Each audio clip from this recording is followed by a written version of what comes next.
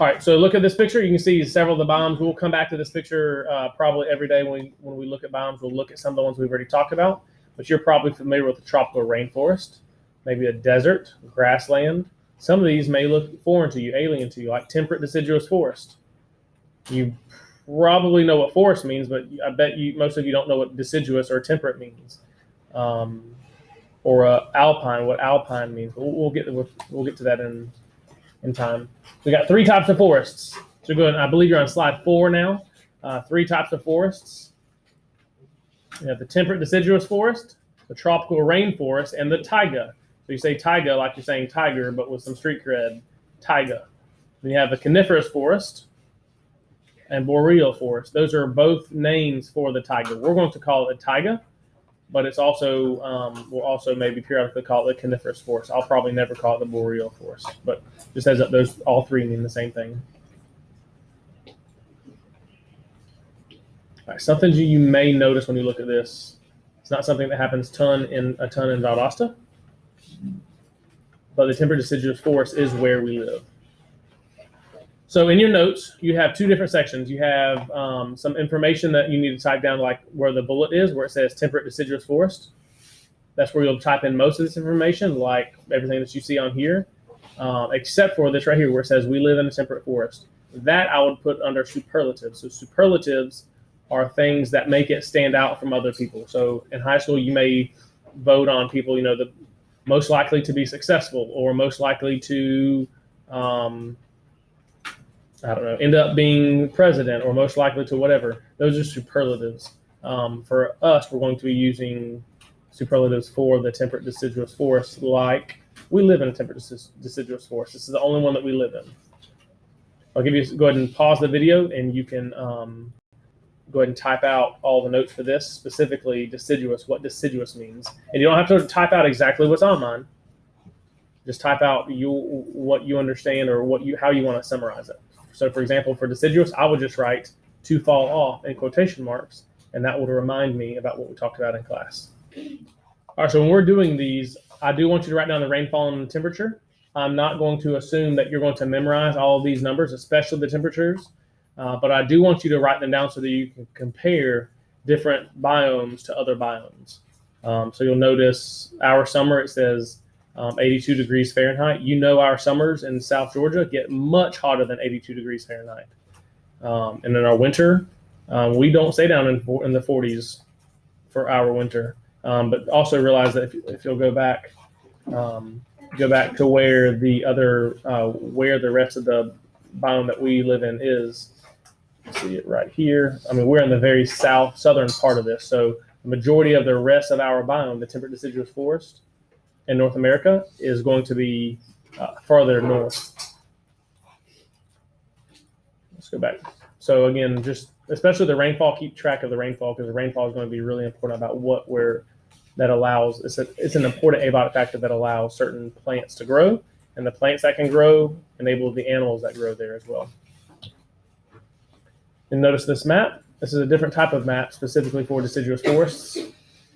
I would expect to see similar animals in this area in North America, and in Europe in this area, and in Asia. I'd assume we should be able to find similar animals in all of those places. Not the same exact animal, not the same species, but it would not be crazy to see a squirrel that reminds us of South Georgia in Asia. In Asia or in Europe, because it's the same abiotic factors and the same, a lot of similar biotic factors. Woodpeckers, here's some examples. You can type these out as well. You'll need to find pictures of these later on. So you may want to write down, at the end of each biome, we'll have pictures, and you can write down some of the examples. We've got woodpecker. We've got a pine tree, pretty common down here.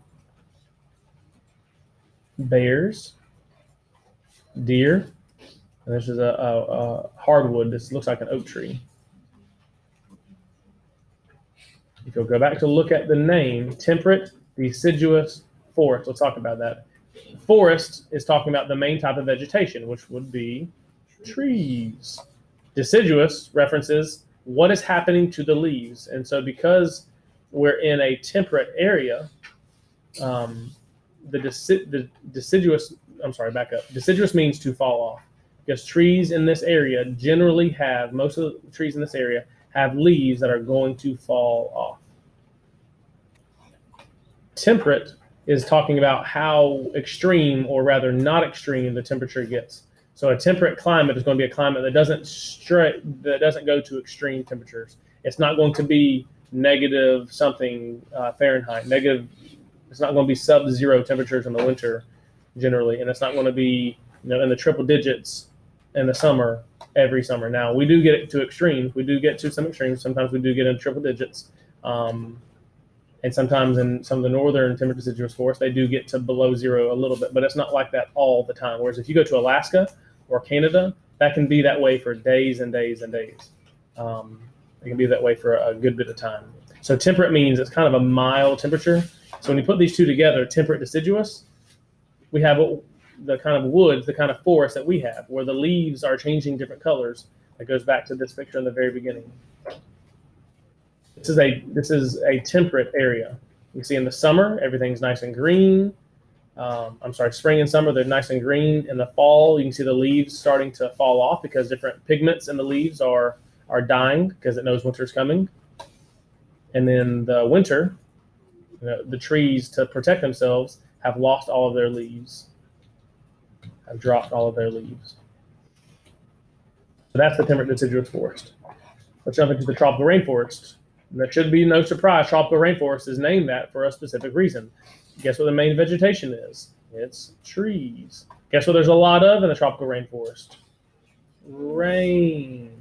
And guess where it's found? In the tropics. Remember, we went back again to this picture.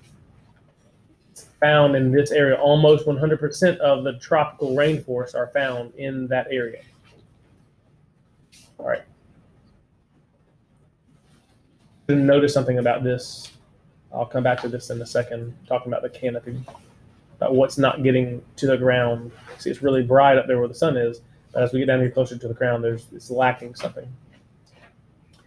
So as far as superlatives, the tropical rainforest is the most biodiverse. The most biodiverse.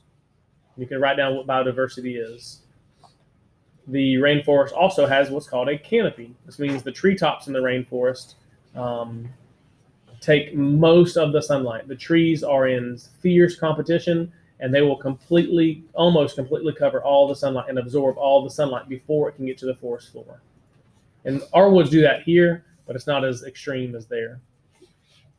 Very little light reaches the ground because of the canopy. Another superlative here is it's the wettest and the warmest biome. The wettest and the warmest biome. So this is really good and it's really bad. So if you were to get stuck in the rainforest, the tropical rainforest, you would not be able to see the sun because the trees crowding it out. Every once in a while you might have an open spot, but something's very quickly growing up into that spot. Maybe where a tree fell before or something, but you cannot see the sun. And there's normally a lot of living things there. So those are things that are really good that you can eat. And that's also really bad, things that can kill you. Think about things like poison dart frogs or snakes, or think back to the Jungle Book. How many times did Mowgli almost die when he left Baloo and the other character? I can't remember the name. But it's because there's so many things in the tropical rainforest that can kill you because there's so many things in the tropical rainforest. There's a lot of apex predators that could hurt us. Whether they eat us or not doesn't matter, but it can harm us. Notice the rainfall. Rainfall is almost 3.5, 4 times what the rainfall in the temperate deciduous forest is. That has a big deal that affects what things can live there. A lot of water, so a lot of plants can grow. Also, the temperatures are warmer. So things don't die back in the winter because there is no real winter. Things can grow year round. So it's very biodiverse. It's the wettest and the warmest biome. And then you have some other facts, like you can explain what biodiversity is, explain what a canopy is, and discuss some of the rainfall. And then you can see where they're found. They're found in the tropics. And here's some examples: frogs, toucans, monkeys, sloths, stuff like that are found in the tropical rainforest. One more forest left.